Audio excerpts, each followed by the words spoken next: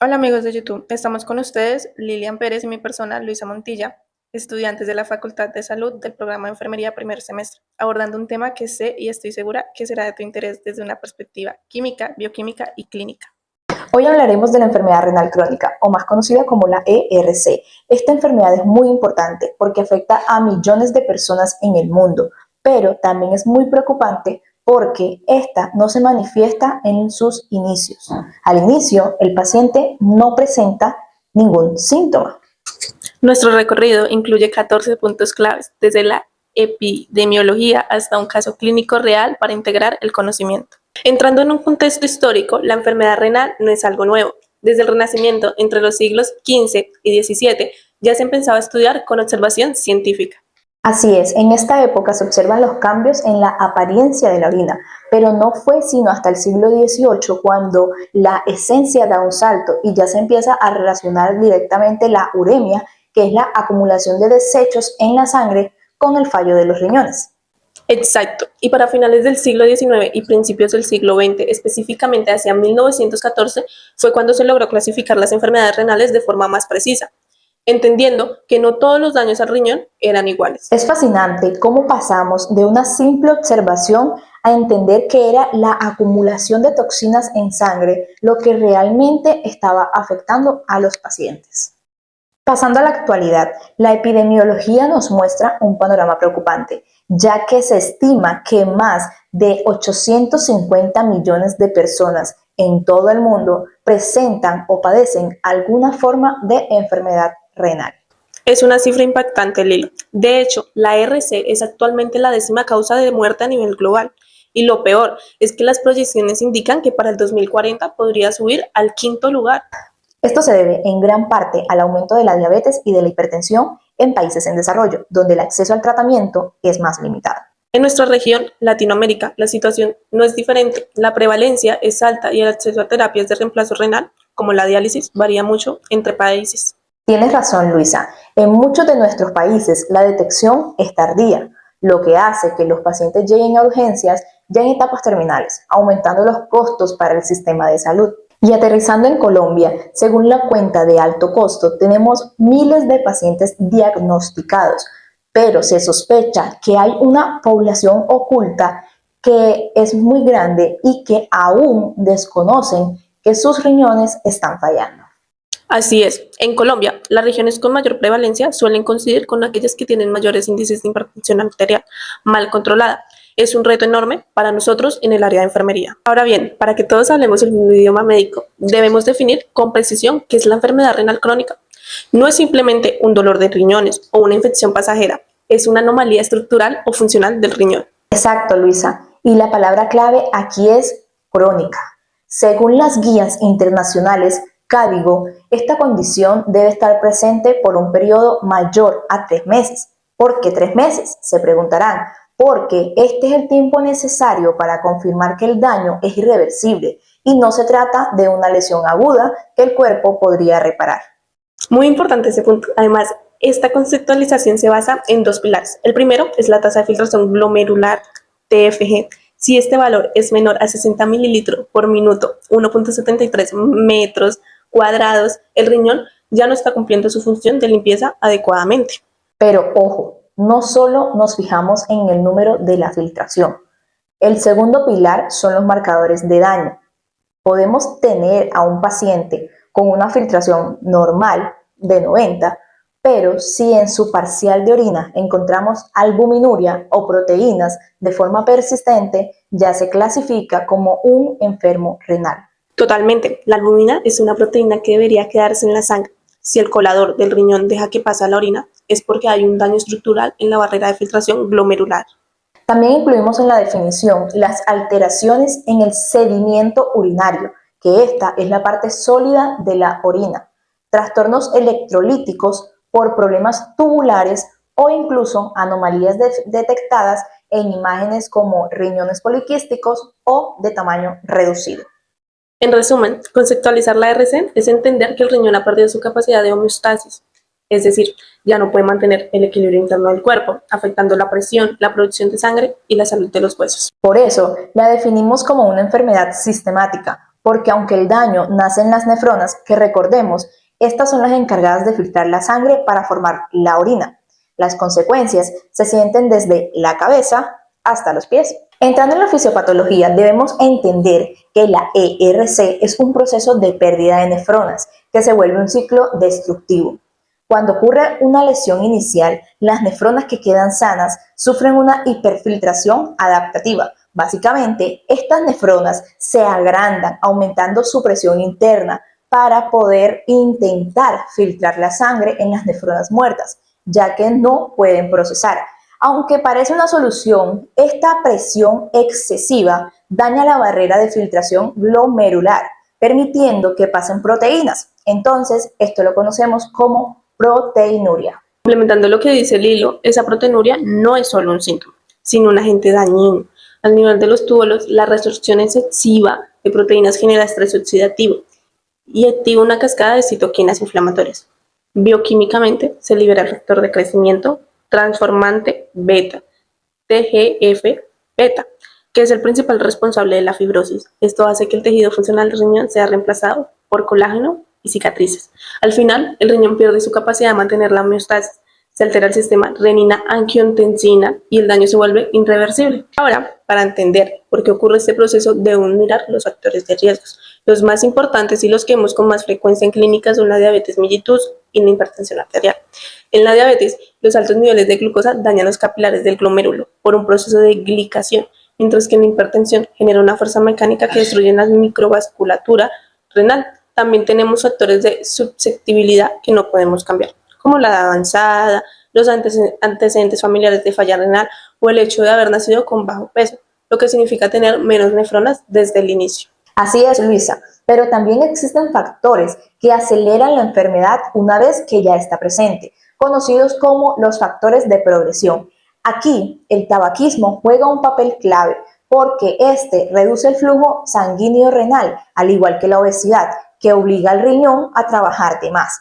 Un punto vital para nosotras en enfermería es educar sobre el uso de los medicamentos nefrotóxicos, es decir, medicamentos que afectan la función normal de los riñones, especialmente los AINES, como el ibuprofeno. El ibuprofeno muchas personas lo usan sin prescripción médica y esto lo que hace es disminuir drásticamente la perfusión del riñón, acelerando la necesidad de llegar a una terapia de reemplazo renal, muy conocida como TRR.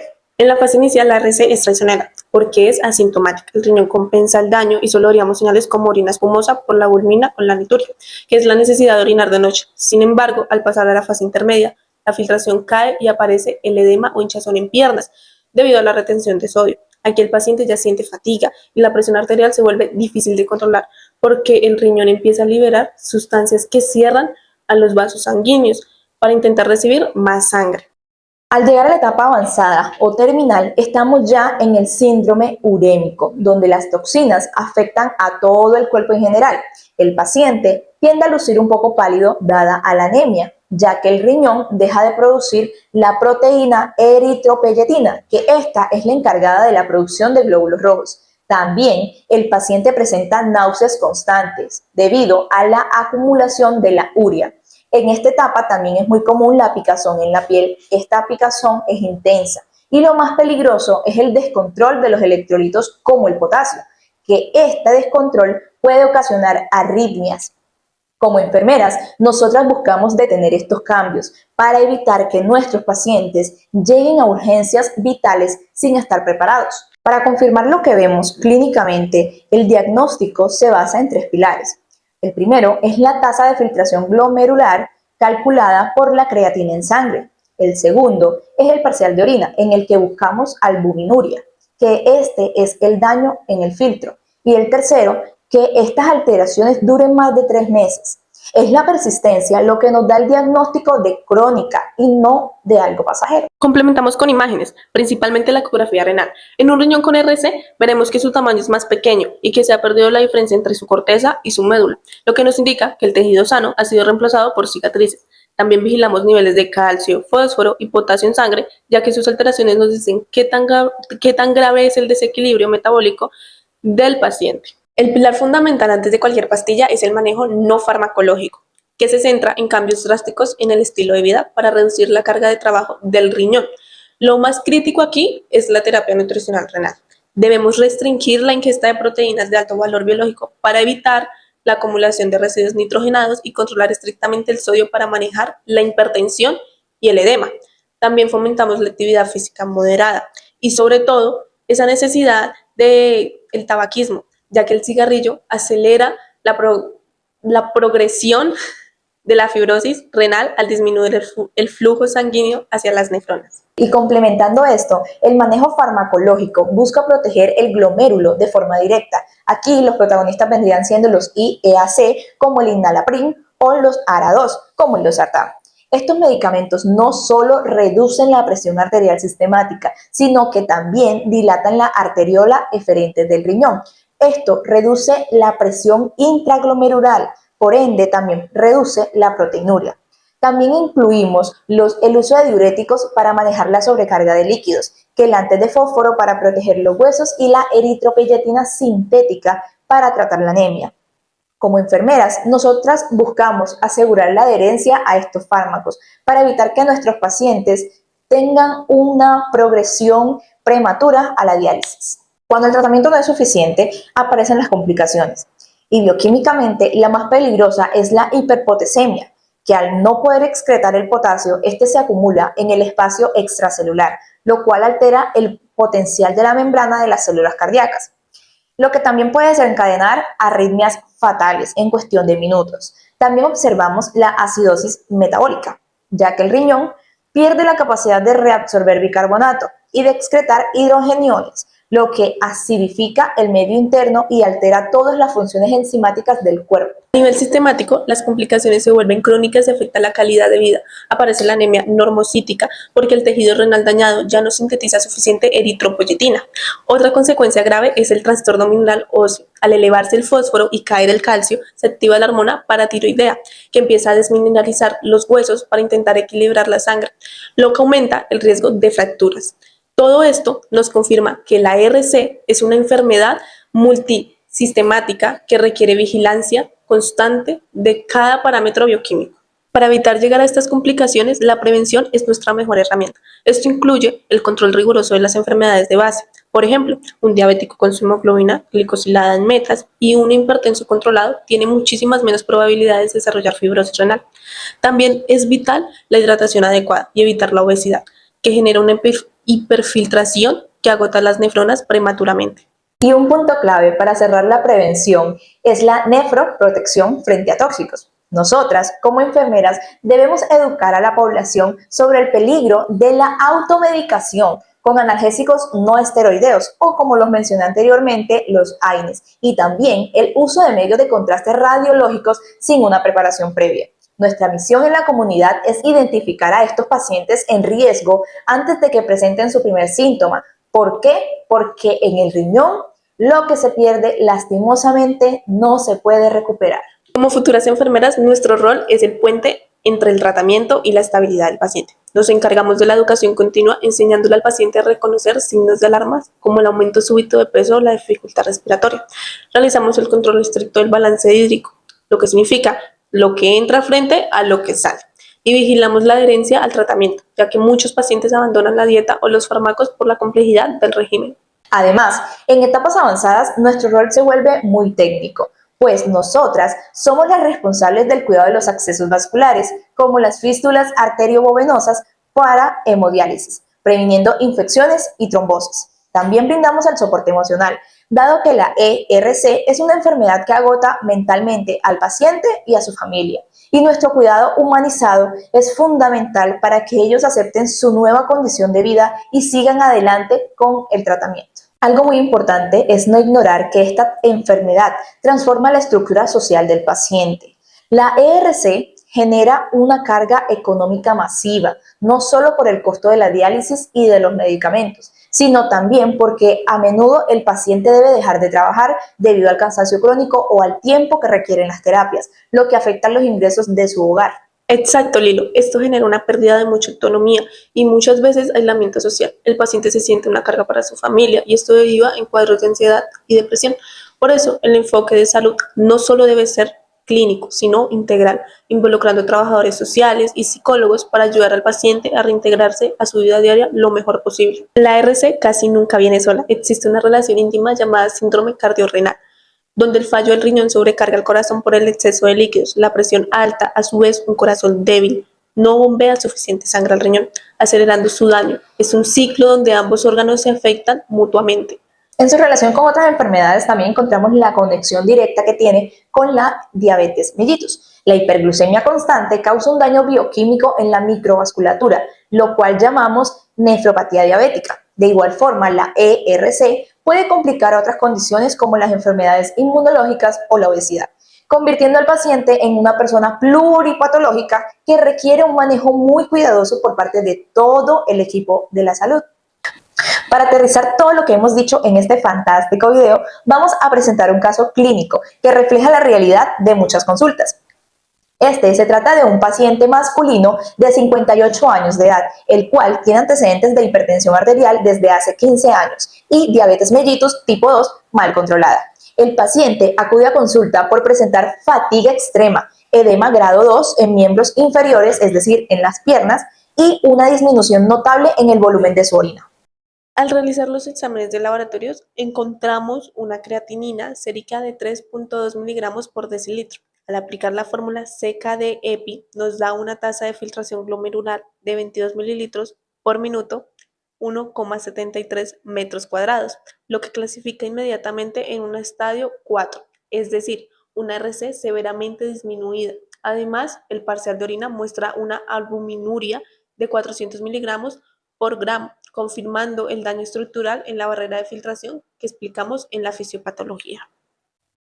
Analizando su bioquímica sanguínea, el potasio está en 5.8 miliequivalentes por litro y la hemoglobina de 9.5 gramos por decilitro. Esto es una hiperpotasemia moderada que pone al paciente en riesgo de arritmias y también se confirma la anemia por falta de producción de la eritropoyetina. Este es un ejemplo perfecto de cómo la diabetes y la hipertensión, al no ser tratadas adecuadamente, pueden llevar al riñón a la fibrosis y al fallo sistemático. El plan de manejo para este paciente fue iniciar tratamiento no farmacológico con restricción estricta de sodio y potasio y tratamiento farmacológico con quelantes de fósforo y ajuste de su medicación antihipertensiva.